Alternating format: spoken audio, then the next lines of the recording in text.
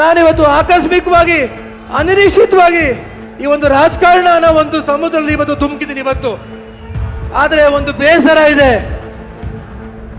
ಈ ದ್ವೇಷ ರಾಜಕಾರಣ ಎಂಬ ನೀರಿನಲ್ಲಿ ಇವತ್ತು ಈಜಬೇಕು ಅನ್ನೋದು ನನಗೆ ಗೊತ್ತಿರಲಿಲ್ಲ ಸ್ವಾಮಿ. ಈ ದ್ವೇಷ ರಾಜಕಾರಣ ಎಂಬ ಕೆಟ್ಟ ನೀರಿನಲ್ಲಿ ಇವತ್ತು ನಾವು ಈಜಬೇಕು ಅನ್ನೋದು ನನಗೆ ಊಹೆನೂ ಮಾಡಿರಲಿಲ್ಲ. ನಮ್ಮ ತಂದೆಯವರು ನಿಮ್ಮೆಲ್ಲರ ಆಶೀರ್ವಾದದಿಂದ, ನಮ್ಮ JDS ಪಕ್ಷದ ವರಿಷ್ಠರ ಆಶೀರ್ವಾದದಿಂದ ಇವತ್ತು 28ನೇ ವರ್ಷದ ಹೊಸ್ತಿಲಲ್ಲಿ ಇವತ್ತು ಶಾಸಕರಾಗಿ ನಿಮ್ಮ ಸೇವೆ ಮಾಡ್ತಾ ಇದ್ದಾರೆ. 3 ಬಾರಿ ಸಚಿವರಾಗಿ ಈ ಜಿಲ್ಲೆಯಲ್ಲಿ ಸೇವೆ ಸಲ್ಲಿಸಿದ್ದಾರೆ. ಆದರೆ ಈ ಸುದೀರ್ಘಾವಧಿ ಅವರ ರಾಜಕೀಯ ಜೀವನದಲ್ಲಿ ಅವರಾಗ್ಬೋದು, ನಮ್ಮ ತಾತ ಅವರಾಗ್ಬೋದು, ಸುಮಾರು 65 ವರ್ಷಗಳ ಸುದೀರ್ಘ ರಾಜಕಾರಣ ಜೀವನದಲ್ಲಿ ಯಾವುದೇ ಒಂದು ರಾಜಕಾರಣದ ಕುಟುಂಬಕ್ಕೆ, ರಾಜಕೀಯ ಕುಟುಂಬಕ್ಕೆ ಈ ಜಿಲ್ಲೆಯಲ್ಲಿ ನಾವು ತೊಂದರೆ ಕೊಡಲಿಲ್ಲ. ಯಾವುದೇ ರಾಜಕೀಯದ ಕುಟುಂಬಕ್ಕೆ ಇವತ್ತು ದೌರ್ಜನ್ಯ ಮಾಡಲಿಲ್ಲ.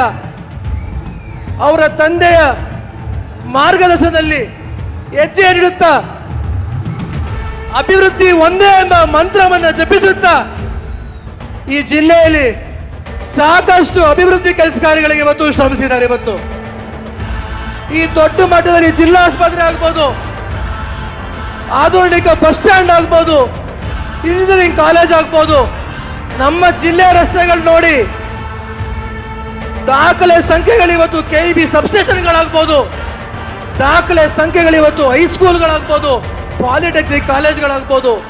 ನಮ್ಮ ಜಿಲ್ಲೆಯ ಶೈಕ್ಷಣಿಕ ಕ್ರಾಂತಿ ಅಂತ ಹೇಳಕ್ ಬಯಸ್ತೀನಿ. ಮಾನ್ಯ HD ರೇವಣ್ಣ ಅವರು ಈ ಜಿಲ್ಲೆಯ ಉಸ್ತುವಾರಿ ಸಚಿವರಾದಂಥ ಕಾಲದಲ್ಲಿ ಇಷ್ಟೆಲ್ಲ ಇಷ್ಟೆಲ್ಲ ಸೇವೆನ ಮಾಡಕ್ ಅವಕಾಶ ಆಗಿದೆ.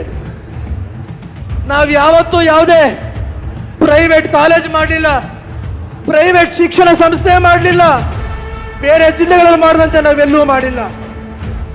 ಜನರ ಪರವಾಗಿ, ನಮ್ಮ ಜಿಲ್ಲೆಯ ಬಡ ಜನ ಮಕ್ಕಳ ಪರವಾಗಿ ಇವತ್ತು ಸಂಸ್ಥೆಗಳನ್ನ ಮಾಡಿದ್ವಿ. BCM ಹಾಸ್ಟೆಲ್ಗಳಾಗ್ಬೋದು, ಶಾಲಾ ಕಟ್ಟಡಗಳಾಗ್ಬೋದು. ಕೆಲವೇ 3-4 ತಿಂಗಳಲ್ಲಿ ತುಮಕೂರಿಗೆ ನೀರು ಹರಿಸ್ತೀನಿ ಅಂತಾರೆ.